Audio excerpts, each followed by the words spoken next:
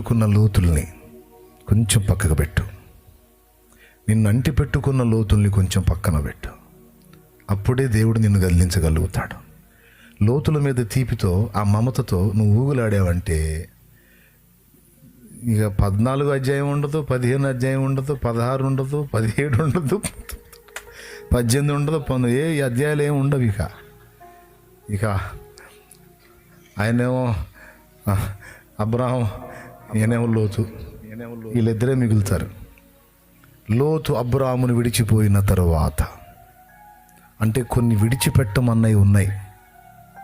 కనీసం ఇప్పుడన్నా తెలివి తెచ్చుకొని వదిలేయి. సెంటిమెంటల్గా నిన్ను పట్టుకున్నాయో, శారీరకంగా నిన్ను పట్టుకున్నాయో, ఏ విధంగా నిన్ను పట్టుకున్నాయో వాటిని విడిచిపెట్టు. ఇంకొకటి కూడా చెప్తాను, నువ్వు విడిచిపెట్టకపోతే దేవుడేం చూస్తా ఊరుకోడు, వదిలిపోయేటట్టు చేస్తాడు. ఆడదాకా తెచ్చుకోవాలి. దేవునికి స్తోత్రం.